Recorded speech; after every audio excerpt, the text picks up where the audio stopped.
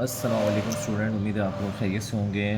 Chapter number 4 हमारा continue है और हमने काफ़ी टॉपिक्स इसमें डिस्कस कर लिए हैं। बस एंड की तरफ जा रहे हैं। इसमें कुछ न्यूमेरिकल्स हमने डिस्कस करने, और सबसे पहले जो न्यूमेरिकल्स हम डिस्कस करेंगे, इन न्यूमेरिकल्स का ताल्लुक़ है ऑर्बिटल वेलोसिटी।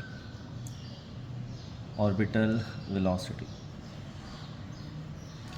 अच्छा, ऑर्बिटल वेलोसिटी का जो हमारे पास फार्मूला होता है वो होता है v is equal to square root G M E upon R. ये हमारे पास ऑर्बिटल वेलोसिटी का फार्मूला होता है। इससे आप कोई भी ऑब्जेक्ट जो किसी सेंट्रल ऑब्जेक्ट के गिर्द राउंड अबाउट में घूम रहा है तो आप उसकी ऑर्बिटल वेलोसिटी निकाल सकते हैं। इसमें जो कैपिटल जी नज़र आ रहा है ये कांस्टेंट है, 6.67 10⁻⁻11 न्यूटन मीटर स्क्वायर पर केजी स्क्वायर। और इसके अलावा जो एम ई नज़र आ रहा है ये ज़मीन का मास है, 6×10⁻24 kg। ये आपको याद नहीं करने, ये क्वेश्चन में गिवन होंगे। जो क्वेश्चन में वैल्यू गिवन है उससे यूज़ करें। मैंने तकरीबन राउंड अप आउट करके ले लिया है, राउंड अप करके 5.98 होता है तो मैंने 6 ले लिया है, वरना जो न्यूमेरिकल में आपको दिया जाए आपने उससे लेना है यहाँ पे, ठीक। अच्छा, ये जो आर नज़र आ रहा है ये आर बाज़ दफ़ा हमें डायरेक्ट या तो पूछा जाता है या आर की वैल्यू बता देते हैं, वरना इस आर को हम आर ई प्लस एच करके ब्रेक करते हैं। आर ई प्लस एच कब करेंगे? जब सवाल में आपको वो कोई हाइट मेंशन करेगा, जैसे कोई सैटेलाइट है वो ज़मीन से इतनी ज़्यादा हाइट पर है तो फिर आप स्मॉल आर को आर ई प्लस एच करके निकालेंगे। जहाँ ये आर ई जो नज़र आ रहा है ये 6.4 10⁻6 मीटर है, रेडियस ऑफ अर्थ होता है, ठीक है। अच्छा, न्यूमेरिकल्स के लिए आपने क्या करना है, अपनी बुक खोलनी है। जब आप ये वीडियो देखें तो अपनी बुक खोलें और उसका पेज नंबर 97 निकालें, और पेज नंबर 97 के ऊपर क्वेश्चन हमारे पास जो मौजूद है वो है सबसे पहले 4। Page number 97 question number 4। तो मैं अब बुक का क्वेश्चन डिस्प्ले नहीं कर रहा, बस बुक मेरे सामने है, मैं उसको पढ़ रहा हूँ। आप भी अपनी बुक सामने रखें तो इंशाअल्लाह ताला आप भी सवाल मेरे साथ ही समझेंगे। डेटा बनाएंगे हम लोग। अच्छा, सवाल को हम कंप्लीट सॉल्व नहीं करेंगे, डेटा और फार्मूला आपके सामने रखेंगे और फार्मूले में अगर कुछ चेंजिंग करनी होगी वो कर देंगे, पुटिंग करके आंसर तक आप पहुंच जाएं। Satellite is orbiting the earth with an orbital velocity of 3200 metre पर सेकेंड। एक सैटेलाइट की ऑर्बिटल वेलोसिटी बताई गई है 3200 मीटर पर सेकेंड।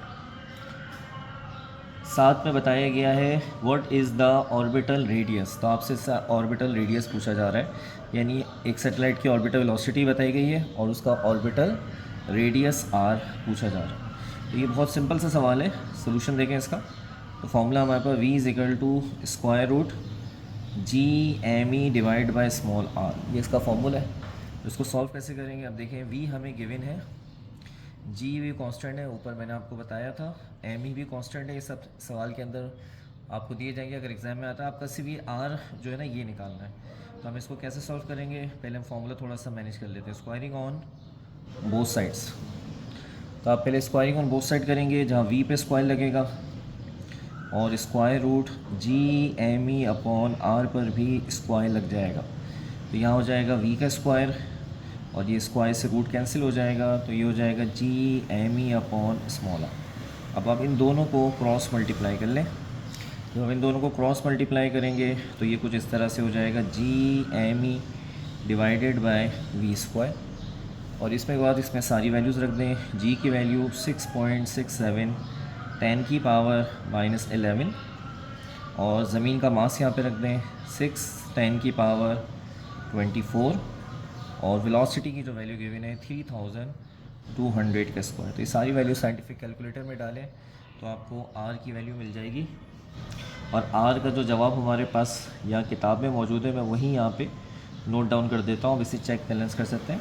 3.89 10⁻7 मीटर। अच्छा, पावर आपको आंसर में सेम मिल जाएगी। अगर डेसिमल के बाद कुछ ना कुछ वैल्यू में आगे पीछे हो तो वो चल जाता है, उसका मसला नहीं है। तो इसलिए पावर सेम और शुरू का नंबर सेम तो जवाब आपका, तो ये आप पुट करके देख सकते हैं। अब हम इसी के एक और सवाल की तरफ बढ़ते हैं जो कि हमारा क्वेश्चन नंबर 6 है, और ये इसी सेम पेज पे आपको मिलेगा। तो मैं सवाल बुक से पढ़ देता हूँ। क्वेश्चन नंबर 6 इंपॉर्टेंट है, इसको आपने बोर्ड के लिए लाजमी तैयार करना है। और ये सवाल इतना मुश्किल नहीं है, ये भी सवाल आसान है, ज़रा इसको आप तैयार कर सकते हैं बड़ी आसानी से एग्ज़ाम के लिए। ठीक है, और कैमरा ज़रा सेट कर लें ज़रा। क्वेश्चन पढ़ते हैं हम यहाँ पे। क्वेश्चन नंबर 6 है, सॉरी क्वेश्चन नंबर 5 है ये हमारा, और ये एग्ज़ाम के हिसाब से काफ़ी इंपॉर्टेंट है, इसको ज़रूर तैयार कीजिएगा। मैं सही कर दूँ क्वेश्चन नंबर 5। तो बनाते हैं पहले इसका हम डेटा। तो क्वेश्चन नंबर 5 देखें ज़रा आप, शाबाश।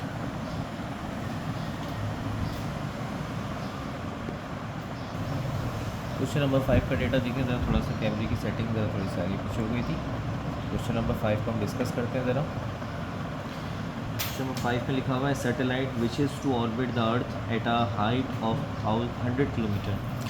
एक सैटेलाइट जो है वो ज़मीन से तकरीबन ज़मीन की सरफेस से 100 किलोमीटर ऊपर है। तो हम यहाँ पे 100 किलोमीटर लिख देते हैं, और किलोमीटर से मीटर में जाएंगे तो 100 मल्टीप्लाई बाय किससे कर देंगे, 1000 से कर देंगे। तो ये 3 और 2 ये 10 की पावर 5 मीटर हो जाएगा। मैंने इसको पूरा 3 और ये 2 5 10 की पावर 5 मीटर बन जाएगा। फिर इसका लिखा हुआ है कि above the surface of earth.